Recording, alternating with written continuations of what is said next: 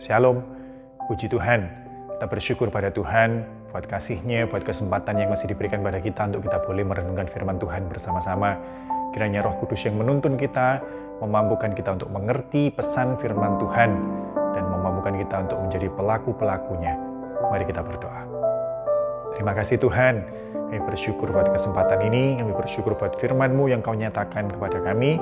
Kami berdoa, kiranya Roh penolong, Roh Kudus menolong kami untuk kami boleh mengerti isi hati Tuhan lebih lagi. Di dalam nama Tuhan Yesus kami berdoa dan mengucap syukur. Amin. Puji Tuhan. Mari kita buka bersama-sama dalam Filipi pasal yang kedua. Kita baca sekali lagi ayat yang sudah kita baca dalam renungan yang sebelumnya, yaitu di ayat 19. Dan kita mau lanjut ke ayat yang ke-20 dan 21.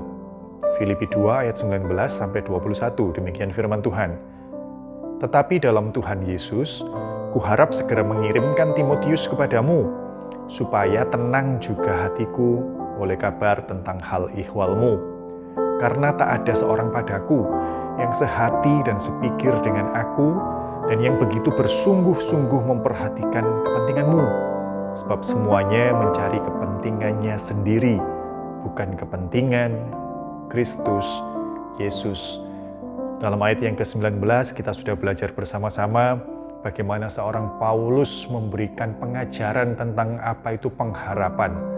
Dia berkata di sini dia punya suatu pengharapan untuk mengirimkan Timotius, dan dia menaruh pengharapannya itu di dalam Tuhan Yesus. Paulus bisa saja berkata, tetapi kuharap segera mengirimkan Timotius kepadamu, tetapi tidak, dia berkata tetapi dalam Tuhan Yesus kuharap. Dia menaruh pengharapannya di dalam Yesus. Dia menjadikan Yesus dasar pengharapannya. Dan pengharapan di dalam Tuhan tidak akan mengecewakan. Itu yang sudah kita pelajari bersama dalam ayat yang ke-19 bagian awal kemarin. Dan kita mau lanjut. Kenapa Paulus ingin mengirimkan Timotius kepada jemaat di Filipi? Dikatakan, supaya tenang juga hatiku oleh kabar tentang hal ihwalmu. Paulus mengirim Timotius kepada jemaat di Filipi untuk Timotius melayani mereka, dan untuk Timotius datang kembali kepada Paulus dan menyampaikan hal-hal tentang jemaat di Filipi yang membuat Paulus hatinya tenang. Kenapa Timotius? Ayat 20 menjelaskan, karena tak ada seorang padaku yang sehati dan sepikir dengan aku, dan yang begitu bersungguh-sungguh memperhatikan kepentinganmu. Sebab semuanya mencari kepentingannya sendiri, bukan kepentingan Kristus Yesus. Kenapa harus Timotius? Apakah tidak ada orang lain yang bisa diutus untuk melayani jemaat di Filipi? Ada. Tapi tidak ada yang sehati dan sepikir dengan aku, dengan Paulus. Dan tidak ada yang seperti Timotius, orang yang tidak mencari kepentingannya sendiri. Orang yang memperhatikan kepentingan mereka yang dilayaninya. Di sini kita melihat kenapa Paulus mengutus Timotius. Karena dalam diri Timotius, Paulus melihat ada nilai-nilai yang dipegang oleh Timotius. Dan nilai-nilai itu adalah nilai yang sama yang dipegang oleh Paulus. Dan nilai-nilai itu adalah nilai-nilai yang diletakkan, sama-sama diletakkan, diselaraskan, didasarkan pada Kristus. Ada tujuan yang ada pada Timotius dalam dia melayani sesama. Dan tujuan itu sama dengan tujuan Paulus melayani sesama juga. Dan tujuannya itu bukan untuk kepentingan Timotius, bukan untuk kepentingan Paulus, tapi untuk kepentingan Kristus. Di sana Paulus bisa berkata, aku kirim Timotius. Aku tenang kalau Timotius tak kirim kepadamu. Aku percaya pada Timotius. Aku sehati dan sepikir dengan Timotius.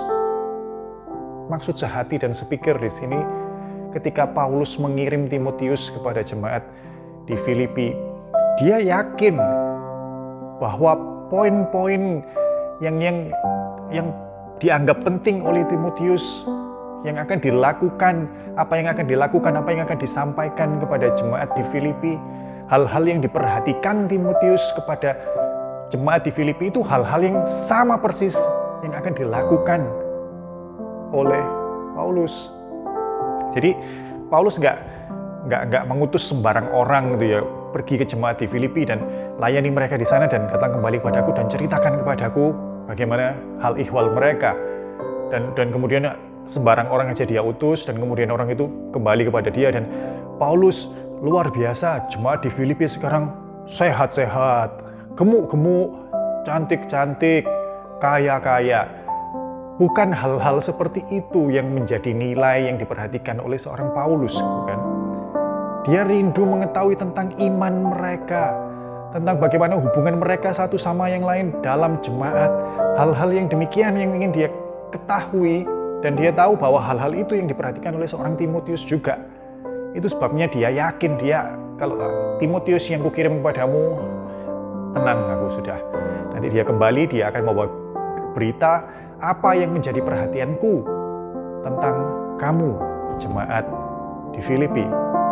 Di sini kita diajak melihat ada peran dari seorang Timotius, ada peran dari seorang rekan kerja sepelayanan, di mana seorang rekan kerja sepelayanan itu bisa memberikan ketenangan, memberikan dampak, rasa tenang bagi seorang Paulus, bagi rekan sekerjanya.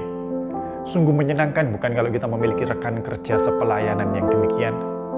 Tapi yang lebih penting lagi yang seharusnya kita perhatikan, sungguh luar biasa bukan? Kalau kita bisa menjadi rekan kerja sepelayanan yang demikian.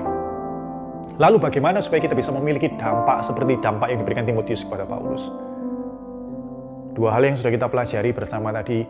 Yang pertama, ketundukan kepada Kristus, keselarasan pikiran dengan Kristus, memperhatikan apa yang menjadi kepentingan Kristus.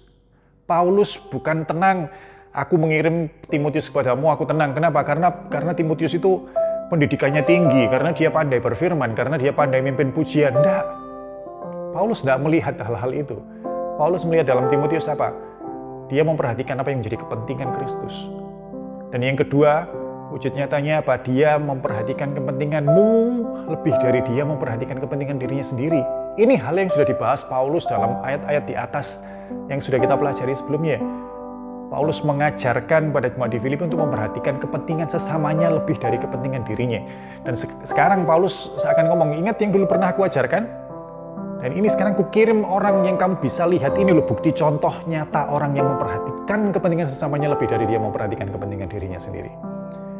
Kiranya ini mengingatkan kita untuk kita melakukan pelayanan kita dengan kita menundukkan diri kita sepenuhnya kepada Kristus, dan dengan kita tulus tidak mencari kepentingan atau kemegahan atau penghargaan bagi diri sendiri, tapi kita tulus melayani untuk kepentingan sesama, mengutamakan kepentingan sesama. Di sana kita menjadi dampak bagi orang-orang yang kita layani. Di sana kita menjadi dampak, memberikan ketenangan bagi rekan kerja sepelayanan kita. Kiranya Roh Kudus yang menuntun dan memampukan kita. Mari kita berdoa. Terima kasih Tuhan, kami bersyukur buat firman-Mu. Firman-Mu mengingatkan kami akan suatu teladan Timotius, rekan kerja sepelayanan yang memiliki dampak bagi Paulus, yang dapat memberikan ketenangan bagi seorang Paulus. Kiranya kami pun boleh menjadi rekan kerja sepelayanan yang demikian bagi orang-orang di sekitar kami. Kami boleh belajar lebih lagi mendasari pelayanan kami dengan kerinduan untuk kesenangan Kristus saja, untuk melakukan apa yang menjadi kepentingan Kristus dan bukan kepentingan kami. Dan kami boleh belajar menempatkan kepentingan sesama kami lebih dari kami memprioritaskan kepentingan kami. Dalam kedagingan kami, ini adalah suatu hal yang tidak mudah. Sebab itu kami berseru, kami mohon tolong kami, mampukan kami ya Roh Kudus. Segala puji syukur bagi nama-Mu Tuhan. Di dalam nama Tuhan Yesus, kami berdoa dan mengucap syukur. Amin. Puji Tuhan, Tuhan memberkati.